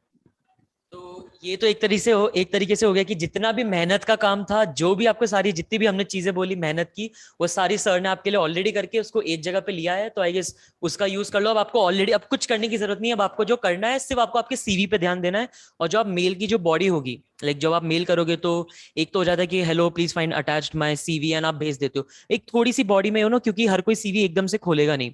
सो आप अगर आपकी बॉडी में थोड़ा सा आप अपने बारे में लिख सकते हो कि आपने क्या करा है, या फॉर एग्जाम्पल आपकी रैंक है, अगर रैंक नहीं तो आपने कितने सब्जेक्ट्स में आपकी एग्जामिशन आई है, या थोड़ा सा अपने बारे में डिस्क्रिप्शन डालेंगे ना उसमें मेल की बॉडी में, जैसे थोड़ा सा, जैसे मान लो किसी पर्टिकुलर सब्जेक्ट में आपके 75 मार्क्स है, वटेवर 65, मतलब कहीं पर भी कुछ भी जरा सा भी 60 प्लस कहीं भी दिख रहा है ना आपको, 2-3 सब्जेक्ट में तो होता ही है, ठीक है। तो अब जब आपका जरा सा भी कहीं प्लस दिख रहा है तो आप आपका जो भी प्लस पॉइंट है उसको हाईलाइट करो। तो हाईलाइट करोगे तो सामने वाले को एक अट्रैक्शन बनेगा। अच्छा, उसको बोल्ड भी करो, आप मेल जब भेज रहे हो तो उसमें बोल्ड कर दो, तो उसका नजर जाएगा कि हाँ कुछ समथिंग है, इधर है कुछ, तो वो आपको इमीडिएटली कनेक्ट करेंगे, ठीक है। ये बेनिफिट मिलेगा आपको, राइट। मतलब वो बॉडी देख के उसका लगना है, उसका मन होना चाहिए इस कैंडिडेट में क्या बात है, इसका सीवी खोल के देखना, उसकी इच्छा कर जानी चाहिए, ऐसा कुछ आप उसमें लिखो पहला। अब आपका एक बार सीवी पहुंच जाए, फिर उसके बाद जो इंटरव्यू के प्रोसेस रहते हैं उस पे अपन मतलब आगे हाँ आपका सीवी पहुंच गया तो अब आपके पास वहां से कॉल आएगी, ठीक है। सीवी उन्होंने देख लिया, वहां से कॉल आई आपके पास, और आपका इंटरव्यू प्रोसेस कैसे होगा आगे, बिग फोर्स में कैसे इंटरव्यू प्रोसेस होगा और जयपुर टॉप 5 में कैसे इंटरव्यू प्रोसेस होगा, उस पर हम लोग बात कर लेते हैं, ठीक है। किस तरीके के क्वेश्चंस होते हैं क्या? सो टिपिकली सब जब मैंने सब सीए इंटर करा था एंड मैंने अपने सीवी भेजे, तो मुझे भी मतलब क्योंकि उस टाइम हमारे पास ऐसी गाइडेंस की इतना वो अपना मतलब पता नहीं चलता था क्या ये। तो अब आप लोग काफी लकी हो कि सर ऐसे सेशंस कंडक्ट कर रहे हैं, आप लोग को एग्जैक्टली पता चल रहा है क्या नहीं करना। अब उस टाइम तो हम हाथ पैर मार के इधर उधर देख रहे हैं, जितने लोगों से पूछ पा रहे हैं उतने लोगों से कर रहे हैं। तो अब मैंने उस टाइम क्या करा था, मैंने ऑलमोस्ट सारी लाइक मुंबई में जितनी भी फर्म्स है, मैंने ऑलमोस्ट चाहे वो बिग फोर हो छोटी कंपनियों, मैंने सब में इंटरव्यू दिया था। तो कहीं ना कहीं मुझे ऑलमोस्ट सारी कंपनियों का आइडिया है कि ठीक है ये लोग का कैसे रहता है। अब अपन पहले बिग फोर की बात कर लेते हैं। तो बिग फोर का टिपिकल प्रोसेस क्या होता है कि वो एक बार आपका उनका सीवी पहुंच गया, अगर उनको सीवी जम गया तो वो आपको एक लिंक भेजेंगे जिसमें आपका एक एप्टीट्यूड कम असेसमेंट या साइकोमेट्रिक टेस्ट होगा। उसमें कुछ नहीं, जो अपने अपन जब 10th में अपने मैथ्स ओलंपियाड वगैरह के क्वेश्चंस करते थे ना, मेंटल एबिलिटी के, उस टाइप के, लॉजिकल रीजनिंग के, उस टाइप के क्वेश्चंस होंगे। वो पहला एक फर्स्ट फिल्टर होगा असेसमेंट टेस्ट का। फिर आपको वो टेस्ट देना होगा। ये चारों बिग फोर में यूजुअली टिपिकली ये फॉलो होता है। आपको एक बार वो टेस्ट देना होगा, फिर उस टेस्ट के बेसिस पे थोड़ी शॉर्टलिस्टिंग होगी, जो भी उनका क्राइटेरिया होगा कि कितने मार्क्स आने पे ये लोग शॉर्टलिस्ट करेंगे। एक बार राउंड 1 हो गया आपका असेसमेंट टेस्ट, फिर उसके बाद होगा आपका ग्रुप डिस्कशन।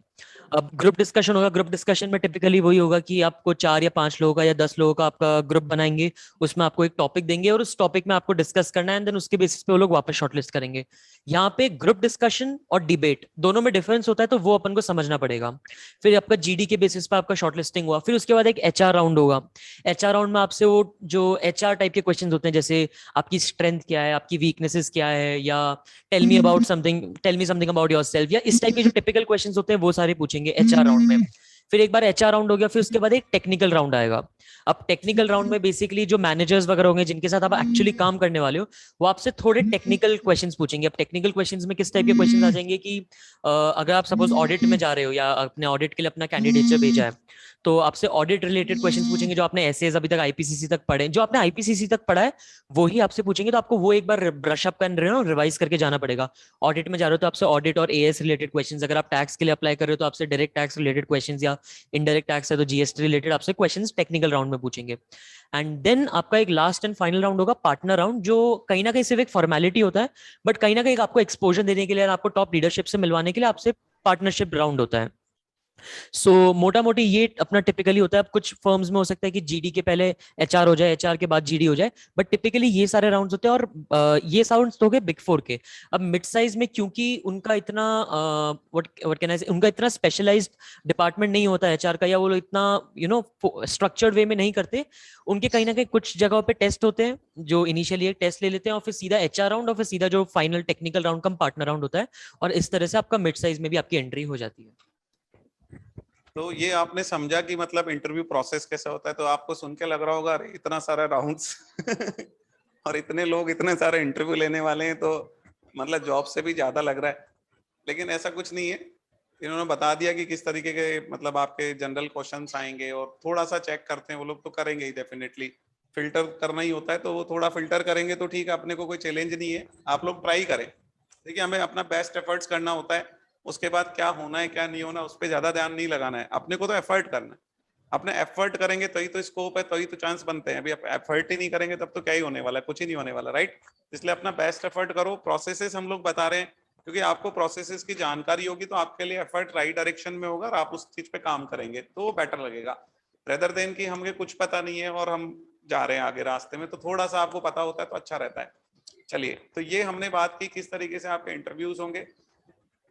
तो अब जैसे जो डिस्कशन था हमारी साइड से कि भाई क्या क्या चीज होती है, स्टार्टिंग से हम लोग एक बार वापस से मैं रिकैप कर दे रहा हूँ 1 मिनट में, कि हमने सबसे पहला तो क्लैरिटी ये करा कि आपको आर्टिकलशिप ट्रेनिंग बिग 4 से या जयपुर के टॉप 5 से या किसी मिडिल फर्म से वैसे ही कर लेनी चाहिए। तो उसमें बिल्कुल क्लियर किया हमने कि आप फर्स्ट प्रायोरिटी में बिग 4 को रखें, फिर जयपुर टॉप 5 को रखें, फिर मिडिल को रखें। और वो आपको अपनी पर्सनैलिटी पे देखना है कौन सा चीज सूट कर रहा है। बाकी एक्सपोजर सब जगह है, स्कोप सब जगह है, कैरियर सब जगह है, सक्सेस सब जगह है, सक्सेस सब जगह है, कोई बात नहीं है, ठीक है। चलिए, उसके बाद में हमने बात करी कि हम सीवी कैसे बनाए, तो हमने उस पर डिटेल डिस्कशन करी कि 1 पेज में होना चाहिए। उसके बाद में सीवी को हम भेजे कैसे, अप्लाई कैसे करें, तो डिस्क्रिप्शन बॉक्स में हम डाल देंगे, सब जगह का कनेक्ट डाल देंगे, सारी कंपनीज का कनेक्ट डाल देंगे, तो आप वहां से इजीली कनेक्ट कर पाएंगे, ठीक है। इसके बाद में हमने बात करी कि इंटरव्यू क्या होने वाला है, इंटरव्यू में किस तरीके के क्वेश्चंस पूछे जाएंगे, क्या स्टेप्स होंगे, वो हमने बात करी। तो कुल मिलाकर हमने ये सारे मुद्दों पे बात कर ली आर्टिकलशिप ट्रेनिंग्स को लेके। अब आपकी जो क्यूरीज हैं और क्वेश्चंस हैं वो आप बोलते जाएंगे और हम लोग 1 बाय 1 उसको सॉल्व करते जाएंगे, ठीक है। तो आप लोग को अपॉर्चुनिटी दी जा रही है और आप आराम से अपने क्वेश्चंस पूछें। हम लोग चैट्स में देख रहे हैं, प्लीज इंटर की हाँ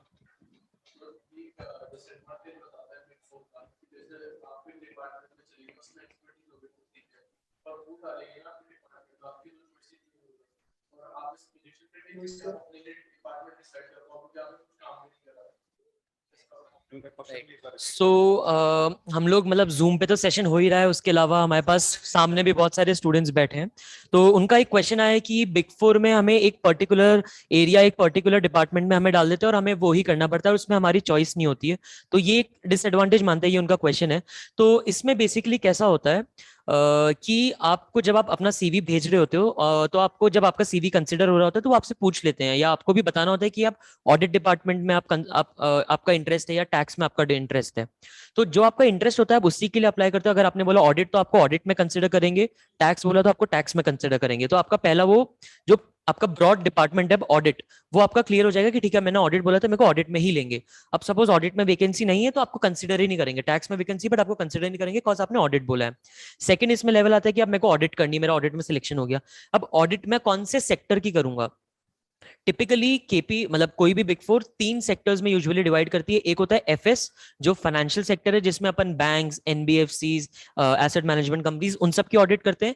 एक होता है अपना एफएमसीजी सेक्टर, या जिसको हम लोग आईआईसी सेक्टर बोलते हैं, जिसमें इंफ्रास्ट्रक्चर, इंडस्ट्री, कंज्यूमर रिलेटेड जो कंपनीज होती है उनका होता है। और एक यूजुअली होता है टीएमटी, जिसको मतलब ये ईवाई के डिपार्टमेंटलाइजेशन, जिसमें होता है टेलीकॉम कंपनीज, मीडिया कंपनीज और इस टाइप की कंपनीज। तो ऐसे सेक्टर्स में बांट देते हैं, राइट। क्यों बांटते हैं? क्योंकि अब फॉर एग्जांपल अपन ने अपने एडवांस अकाउंट्स में बैंकिंग वगैरह का पढ़ा, इंश्योरेंस का पढ़ा, उनके फॉर्मेट ही अलग होते हैं, तो उसकी ऑडिट करने के तरीके वगैरह भी अलग होते हैं। तो इसलिए स्पेशलाइजेशन के लिए ये लोग ऐसे सेक्टर वाइज बांट देते हैं।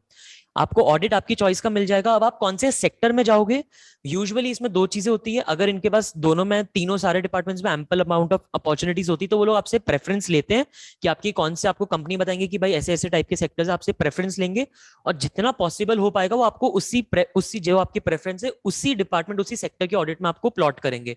जस्ट इन केस ऐसा नहीं हो पाता कि वहां पे सपोज वैकेंसी नहीं है एफएस में फॉर एग्जांपल, और आपको एफएस में इंटरेस्ट है, तो हो सकता है वो आपको दूसरे में अलॉट करे। बट उसमें आपके पास 2-3 महीने बाद आपके पास चांस रहता है, आप एचआर को बोल सकते हो कि यार मेरे को एफएस में इंटरेस्ट है, तो अभी नहीं बट अगले साइकिल में अगर वैकेंसी है, तो आपके पास एक इंटरनल ट्रांसफर का ऑप्शन होता है, पहला।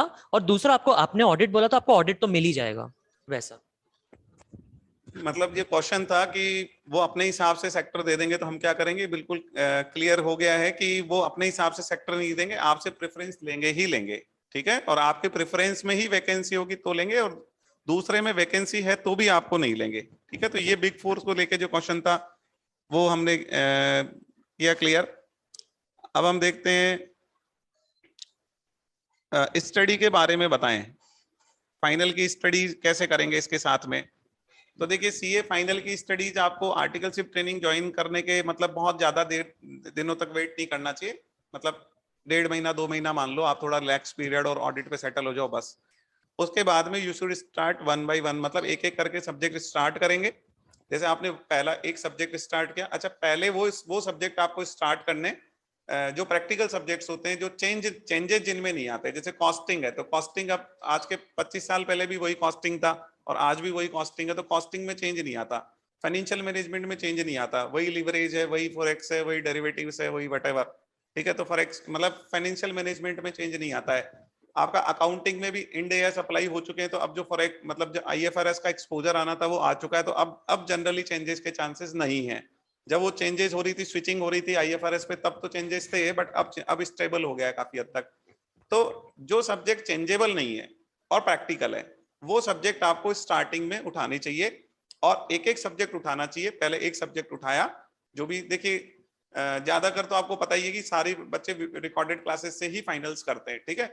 तो जो रिकॉर्डिंग्स है वो आपको लेनी है, एक सब्जेक्ट की कोई से भी रिकॉर्डिंग आप पढ़ना शुरू कर दें, 2-3 घंटा उसका सुबह ऑफिस जाने से पहले पढ़ लें आप, फिर ऑफिस चले जाएं और शाम को आके उसका होमवर्क कर लें, ठीक है। तो ऐसे करके एक एक सब्जेक्ट करेंगे तो आपके 8 सब्जेक्ट जो है हो जाएंगे, 1.5 से 2 साल में हो जाएंगे। फिर आप लास्ट में, फिर बाद में 1.5 साल के आसपास का आप टारगेट ले लें, फिर भी आपके पास 1 ईयर बचेगा लास्ट में, तो फिर आप उसमें रिविजन्स करते जाएं, और लास्ट के 5-6 महीने छुट्टी मिली जाती है तो उसमें आप कवर करेंगे, और आपका भी जो एक्सपीरियंस है वो भी आप शेयर करें। सो कहीं ना कहीं मतलब सर ने काफी रेलेवेंट चीजें, मतलब जैसा जो एक्चुअली होता है सर ने बोला। बट मतलब मैंने इसमें हल्का सा मैंने कैसा करा था कि मतलब आपकी आर्टिकलशिप एक बार स्टार्ट हो तो उसके जो 5 से 6 महीने लाइक जो स्टार्टिंग का फेज है, उसमें थोड़ा सा आप एक बार रुक के, क्योंकि अपन फर्स्ट टाइम होगा अपने लिए कि अपन पढ़ाई से हटके कुछ एक्चुअली काम करने वाले हैं। तो स्टार्टिंग के 5-6 महीने आप चीजों को देखो कि ऑफिस में कैसे काम होता है, ऑफिस में क्या काम करना है। हो सकता है कि आप एक सिटी से उठ के दूसरी सिटी में जा रहे होगे अपनी फर्म, अपनी आर्टिकलशिप के लिए, तो आपको सेटल होने में, चीजों को एब्जॉर्ब करने में कि भाई कैसे क्या हो रहा है, क्या काम है, वो सब करने में आपको 3-4-5 महीने लग जाएंगे। तो आप सिटी चेंज कर रहे हैं और थोड़ा सा मतलब चेंजेस ज्यादा हो रहे हैं, तो उस केस में आप 3-4 महीने 5 महीने लगा दें, और आप सेम ही सिटी में वही रूटीन और वही सिस्टम है, तो फिर आप 1.5-2 महीने में कर लें, ठीक है।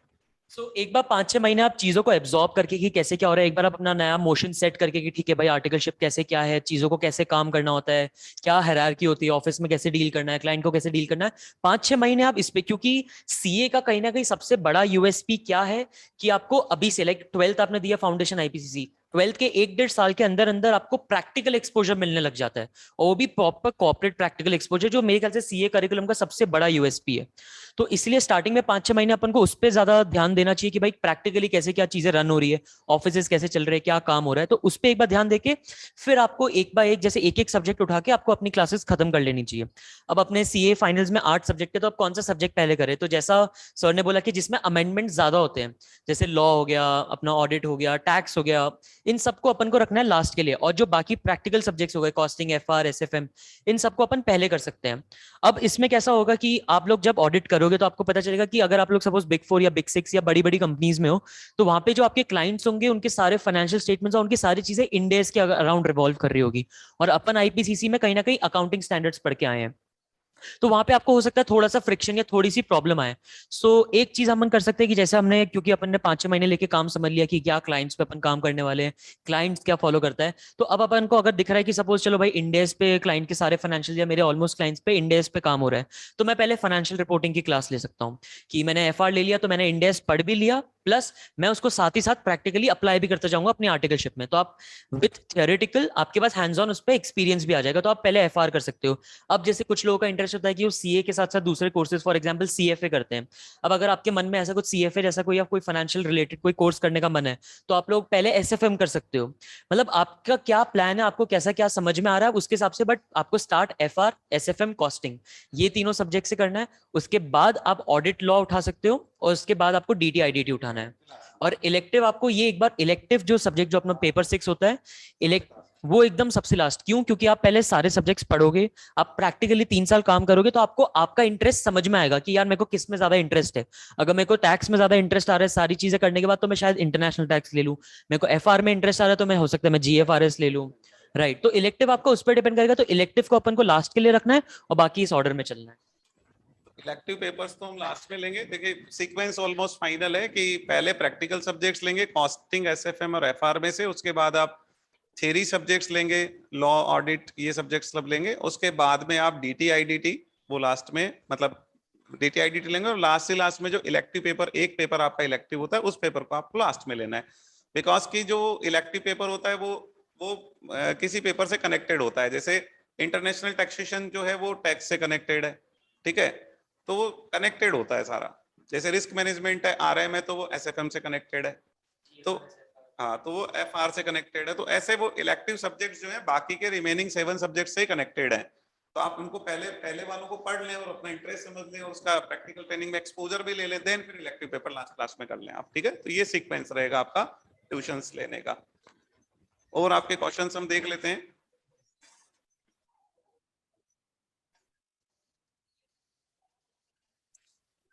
सिंगल ग्रुप वालों को ये कंपनीज एक्सपोजर देती हैं क्या? बिल्कुल नहीं। इसका आंसर ना है कि एक ग्रुप जिनका क्लियर हुआ है उनको बिग फोर्स भी नहीं अपॉर्चुनिटी देने वाली है, और न जयपुर की टॉप 5 अपॉर्चुनिटी देने वाली है। इसलिए फिर जिन बच्चों का एक एक ग्रुप हो रहा है तो वो मिडिल कंपनी में ले ले। लेकिन आप देखिए जो मिडिल कंपनी में प्रियंकर ने किया और रिमार्केबल है, और आपको पता है कि आज वो कहां पर पहुंचे हैं। तो एक्चुअली मिडिल कंपनी में भी आप अपने आप को डिमोटिवेटेड फील नहीं करें, क्योंकि आपके सामने एक मोटिवेशन आइकन प्रियंकर आप देख पा रहे हैं कि जिन्होंने मिडिल फर्म से किया, ऑल इंडिया सिंक्स रैंक ले आए, और जो बिग फोर्स के बच्चों की जहां प्लेसिंग हुई है वहां पर उनका प्लेसमेंट हुआ है। तो बढ़िया पोजीशन, बेस्ट पोजीशन पे वो पहुंचे हैं। तो आप मिडिल फर्म से करके भी अच्छा परफॉर्म कर सकते हैं और आगे बढ़ सकते हैं। एंड इसी में एक और चीज की, जैसे आपका एक ग्रुप हो गया, आप मिड फर्म में, आप कोई मिड साइज फर्म में आप आर्टिकलशिप परस्यू करके, आप दूसरा ग्रुप जब आपका क्लियर हो जाए, जब आपके दोनों ग्रुप्स हो जाए, उसके बाद भी आप ट्रांसफर का कहीं ना कहीं देख सकते हो। अगर आपकी इच्छा है कि आपको नहीं बड़ी कंपनियों में काम करना है या कुछ करना है, तो उसके बाद भी ट्रांसफर का ऑप्शन हमेशा अवेलेबल होता है। आपकी आर्टिकलशिप के फर्स्ट ईयर में आप ट्रांसफर ले सकते हो, तो फटाफट इनफैक्ट मिड साइज में काम करके दूसरा ग्रुप निकाल के आप फिर वापस अप्लाई कर सकते हो। हाँ ये ठीक है, जब आपका बहुत ग्रुप हो जाए तब आप चेंज कर सकते हैं। अच्छा, एक ये पूछा गया है कि केपीएमजी डिलॉइट्स जयपुर में कितनी वैकेंसी सफिशिएंट? देखिए वैकेंसी सब में ही लिमिटेड है, चाहे आप जयपुर की टॉप 5 की भी बात करें तो लिमिटेड वैकेंसीज है, नंबर ऑफ रिज्यूमेस बहुत ज्यादा आते हैं सब जगह ही। तो वो तो अब आपको अप्लाई सब जगह करना है। अब कहाँ होगा वो आपको सब जगह बेस्ट एफर्ट भी करना है, इंटरव्यू भी बेस्ट देना है, सब कुछ बेस्ट करना है। फिर उसके बाद में हमारे हाथ में कर्म करने के अलावा कुछ होता नहीं है ना एक्चुअली में। हम अपना बेस्ट करें, फिर जो जहां होना होगा वो हो जाएगा। बस ये थ्योरी है, कर्म थ्योरी है, उसको फॉलो करें, ठीक है। क्योंकि हमारे हाथ में क्या है, कर्म करने के अलावा कुछ होता नहीं है। यस, हाँ यस, इनका एक क्वेश्चन है कि जयपुर की केपीएमजी में क्या वो एक्सपोजर मिलेगा जो मुंबई या गुड़गांव की केपीएमजी में मिलता है? तो इसका आंसर है यस, बिकॉज कि ये जो जयपुर में जो फर्म है केपीएमजी, उसके पास जो वर्क होता है ये लोग आपस में शेयर करते हैं। जैसे गुड़गांव से वर्क यहाँ पे ट्रांसफर होता है, यहाँ के आर्टिकल्स उन फर्म्स पे जाते हैं। जैसे फॉर एग्जांपल आईटीसी है, मतलब जैसे कंपनी है जिसकी होटल्स है ना, आईटीसी, हाँ आईटीसी की होटल्स हैं, तो अब आईटीसी क्लाइंट है बिग फोर का, तो आईटीसी का ऑडिटर तो जयपुर में, राजस्थान में भी उनका बहुत सारा होटल्स है, तो वहां पर वो गुड़गांव से क्यों भेजेंगे जब जयपुर में तो वहीं से भेज देंगे। तो ऐसे जो बड़े क्लाइंट्स हैं, तो ऐसा नहीं है कि राजस्थान में कोई यूनिट नहीं है, बड़े क्लाइंट्स की भी राजस्थान में यूनिट्स होती हैं।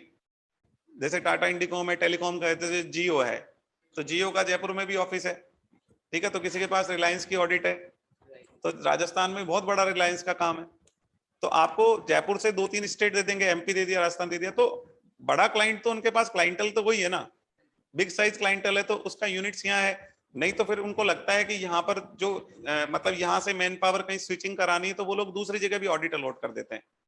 कि जैसे मेन वो मुंबई फर्म का क्लाइंट है, लेकिन उनको 15 जने यहाँ से सपोर्ट चाहिए जयपुर से, तो जयपुर फोन आता है कि आप वहां जाइए, तो वो एक्सपोजर वही मिलेगा आपको। मतलब आप एक्सपोजर को लेकर कोई डाउट ना रखें कि जयपुर के पीएमजी में आपको कम सीखने को मिलेगा, ऐसा नहीं है। जयपुर के पीएमजी है, जयपुर डिलाइट से, तो आपको बराबर एक्सपोजर मिलने वाला है, ठीक है। कल्चर वही है, सिस्टम वही है, क्लाइंट्स वही है। जयपुर के पास मतलब ऐसा नहीं है, वो जो क्लाइंट्स है ना, आप समझिए इनके क्लाइंट सेंट्रलाइज्ड ही होते हैं। आईटीसी यदि क्लाइंट है तो गुड़गांव वाले भी आईटीसी हैंडल कर रहे हैं, तो मुंबई वाले भी आईटीसी हैंडल कर रहे हैं, तो जयपुर वाले भी आईटीसी हैंडल कर रहे हैं। वो एरिया वाइज बांट लेते हैं काम को, समझ गए आप। तो बड़ा क्लाइंट है उसको सब मिलके सर्व करते हैं, इनकी सारी ब्रांचेस मिलके। इवन आईटीसी का यदि होटल यूके में है, तो वो यूके वाली फर्म वहां से हैंडल करती है उसको, उसका करेंसी ट्रांसलेशन करके वो फिर यहाँ से कोऑर्डिनेशन करती है, समझ गए होंगे आप। तो यदि आउट ऑफ इंडिया आईटीसी की जो होटल्स हैं उनकी भी तो ऑडिट्स होनी है, तो वो यहाँ से नहीं जाएंगे, वहीं पे जो उनकी फर्म है वहीं से हो जाएगा, ऐसे होगा, ठीक है ना। डेवलपमेंट वगैरह और ये सेल्स वगैरह बन रहे हैं कि जितनी भी बड़ी-बड़ी कंपनीज है वो अपना ऑफिस ही जयपुर में है, इसलिए केपीएमजी में नहीं जाते ऑफिस। हाँ, एक क्वेश्चन है आशिता का, इनका कहना है कि डिपार्टमेंट कैसे चूज करना है, ये हमें कैसे पता चले कि कौन से डिपार्टमेंट में हमें जाना है। वेरी गुड, बिल्कुल ठीक कह रहे हैं आप कि आपको डिपार्टमेंट कैसे पता चले। देखिए आपने जब सब्जेक्ट्स पढ़े थे इंटरमीडिएट में, तो आपको कोई सब्जेक्ट ऐसा बहुत बढ़िया लगता होगा अंदर से कि नहीं इसको पढ़ के मजा आता है, ठीक है। तो वैसा सब्जेक्ट आपको, जैसे टैक्सेशन पढ़ के बहुत अच्छा लगता था, जीएसटी पढ़ के बहुत अच्छा लगता था, या ऑडिट के बारे में सुन के कि ऐसे वाउचिंग होती है, ऐसे वेरिफिकेशन होता है, ऐसे होता है, मतलब वाउचिंग करते तो ये चीज चेक करते, तो हमें हमारा नेचर ये कि हम चेक करें जाके, तो हमें बहुत मजा आने वाला है, ठीक है। तो वो आपका नेचर क्या है ना, उसको आप थोड़ा जजमेंट तो सबको होता ही है, तो उस जजमेंट के बेसिस पे आप डिसीजन लो कि आपको क्या क्या अच्छा लग रहा है।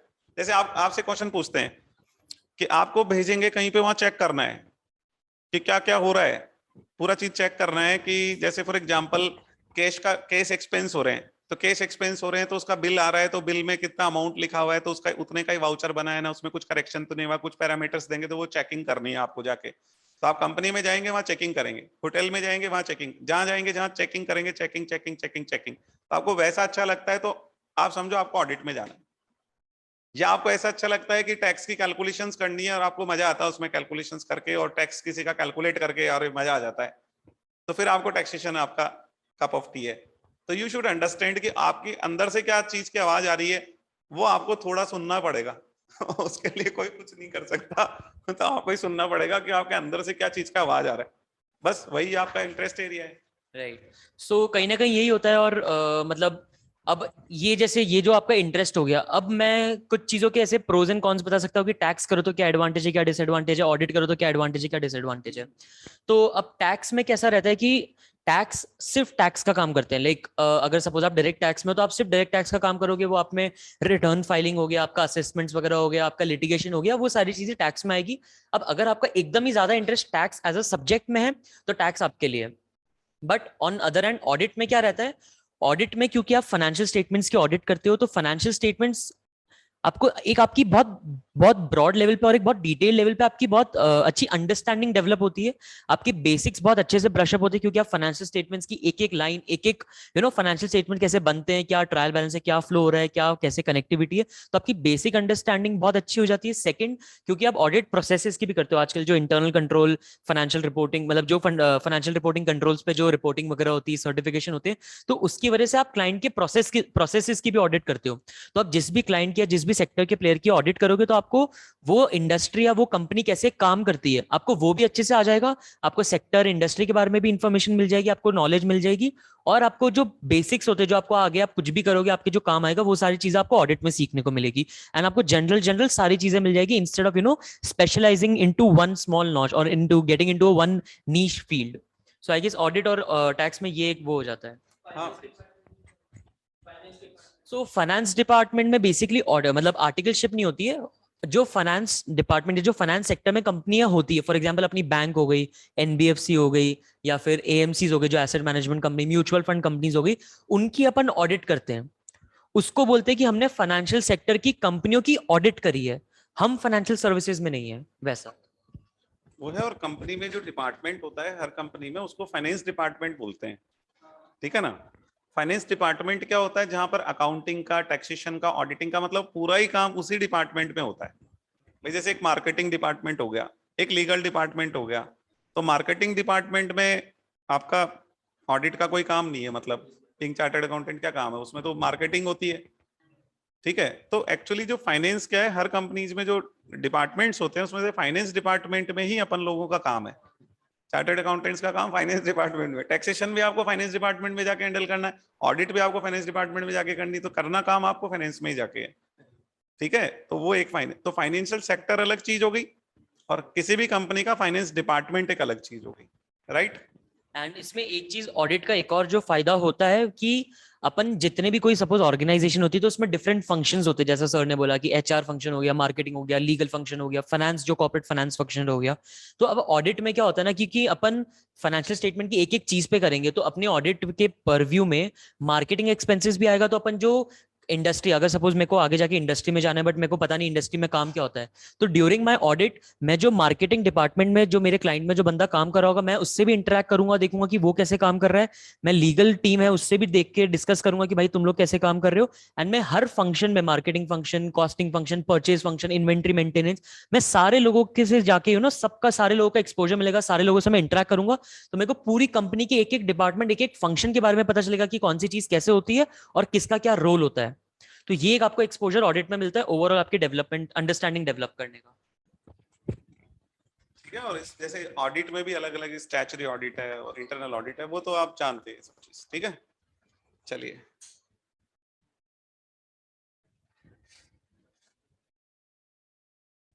कंप्यूटर स्किल्स क्या डेवलप करनी है हमको आर्टिकलशिप में जाने से पहले। देखिए, कंप्यूटर स्किल तो नॉर्मल जो आपको मतलब जो आईटीटी वगैरह में सिखा देते हैं, टैली है, एक्सेल है, वर्ड, इस तरीके की चीज है, और कोई मेनली आई गेस सिर्फ एमएस एक्सेल जो सबसे ज्यादा आपके काम आएगा ना। लाइक अगर आप सपोज एक हफ्ते में अगर आप 60 आवर्स काम कर रहे हो, तो आपके 55 आवर्स आपके एमएस एक्सेल पे ही आपको काम करना पड़ेगा। तो फर्स्ट आप एमएस एक्सेल पे अच्छे से अपना हाथ बिठा लो, एंड दूसरा आपको एमएस वर्ड पे थोड़ी बहुत कमांड होनी चाहिए। बट इररिस्पेक्टिव अगर आपको आता है ढंग से, वेल एंड गुड। अगर नहीं भी आता है तो जहां भी आपको लेंगे आर्टिकलशिप में, वो आपको सिखाएंगे, ऐसा नहीं है। बट अगर आप पहले से सीख के जाओगे, अगर आप पहले से प्रोएक्टिव हो गए, अगर आप सीखोगे, तो आप वहां पे काम ज्यादा अच्छे से और ज्यादा एफिशिएंसी से कर पाओगे। प्लस वो लोग भी आपको, और आपको इंस्टेड ऑफ आपको एक्सेल सिखाना, वो आपको ऑडिट करना सिखाएंगे। सो आपके लिए बेटर होगा। तो बेटर है कि आप अपनी एक्सेल की स्किल्स को इंप्रूव करो। हाँ, एक्सेल तो आपको तैयार करके जाओ, एक्सेल बहुत काम आएगा, सारा काम। You are right, you are right, but जितना आता है उतना ठीक है, मतलब हाँ हाँ, एक्सपर्टाइज का जो रिक्वायरमेंट नहीं है, बेसिक्स का रिक्वायरमेंट है। बिकॉज कि जिस चीज का वो जिस चीज में उनको काम कराना होगा, वो ट्रेनिंग उसकी कराएंगे आप, है ना, इससे कोई बात नहीं। चलिए, देखिए, हम सारे क्वेश्चंस का आंसर अभी नहीं दे पा रहे हैं बिकॉज की टाइम लिमिटेशंस हैं, और आज का ये सेशन है। आपको मैं नंबर दे देता हूं, आपकी कोई क्यूरीज हैं तो आप मेरे व्हाट्सएप पे भेज दें और मैं आपको उसका रिप्लाई कर दूंगा। आप मेरा नंबर ज्यादातर स्टूडेंट्स के पास है, फिर भी मैं नोट करा दे रहा हूँ, 9166864444। वापिस से रिपीट कर रहा हूँ, 9166864444। ये मेरा कॉन्टैक्ट नंबर है, आप इस पे भेज दीजिए आपकी जो भी क्यूरीज सॉल्व नहीं हुई है, हम डेफिनेटली सॉल्व करेंगे। ये वीडियो हम यूट्यूब पे डालने वाले हैं, इसके डिस्क्रिप्शन बॉक्स से आप डिटेल्स ले लीजिएगा।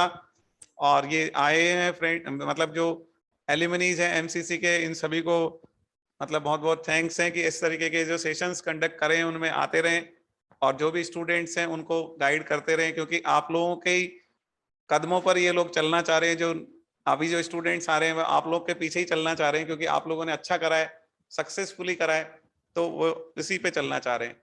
चलिए सभी को मेरी, आप कुछ कहना चाहेंगे लास्ट में?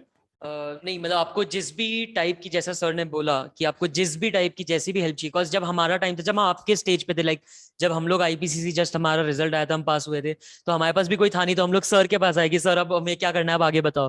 तो सर ने जो मतलब उस टाइम एमसीसी के जो एल्यूमिनाइज थे, सर ने हमें उनसे बात करवाई, उनसे बताया कि ऐसे क्या, सर ने गाइडेंस करा कि कैसे क्या करना है। तो अब वही, अब वो हमारी बारी आ गई है, वो हमारा टर्न है कि अब हम हमारे जूनियर्स की हेल्प करें। तो अब आपको जैसे भी, जहां भी, जिस भी टाइप की हेल्प चाहिए, आपके पास सर का नंबर है, आप बताइए, सर के थ्रू आप मुझ तक पहुंचिए। आपको मुझसे कोई पर्सनल डाउट है, आप वो पूछिए। जैसे भी, जिस भी जहां पे आपको सीवी आप लोग बनाएंगे, आपको सीवी अगर सपोज रिव्यू करवाना है, तो आप सर को भेज के आप रिव्यू करवाइए। आपको जिस भी टाइप की जो भी हेल्प चाहिए, कोई आपको ईवाई स्पेसिफिक, मैं ईवाई और केपीएमजी में मैंने काम करा है, तो आपको ईवाई केपीएमजी स्पेसिफिक कोई क्वेश्चन है तो आप मुझ तक पहुंचाइए।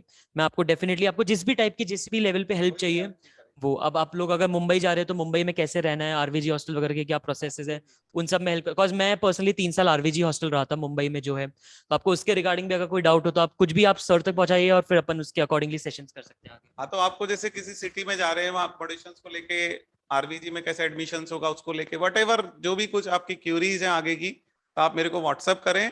मैं जिनसे भी कनेक्ट कराना होगा, यथार्थ से, प्रियंकर से, वट जिनसे भी कनेक्ट कराना होगा आपको कराएंगे, ठीक है। और भी काफी सारे स्टूडेंट्स एमसीसी के हैं, ये मतलब बहुत सारे बच्चे अपने हैं जो बहुत अच्छी अच्छी पोजीशंस पे पहुंचे हुए हैं, बहुत अच्छी अच्छी कंपनीज में काम कर रहे हैं, और अलग अलग सिटीज में वो लोग रहे हैं, और अलग अलग उनका एक्सपीरियंस रहा है। तो जहां से भी जिस भी तरीके की आपको हेल्प चाहिए, डेफिनेटली हम लोग करेंगे। हम चाहते हैं आप आगे बढ़ें, सक्सेस हो, अपना कैरियर बनाएं, और सीए बने, और बहुत बढ़िया मार्क्स के साथ, विद रैंक के साथ आप पास हो, सक्सेस हो, और अपनी अपनी लाइफ में जो हाइट्स पे आप पहुंचना चाह रहे हैं उन हाइट्स पे पहुंचे, उससे भी आगे पहुंचे। इन्हीं बेस्ट विशेष के साथ में, okay, all the best, bye.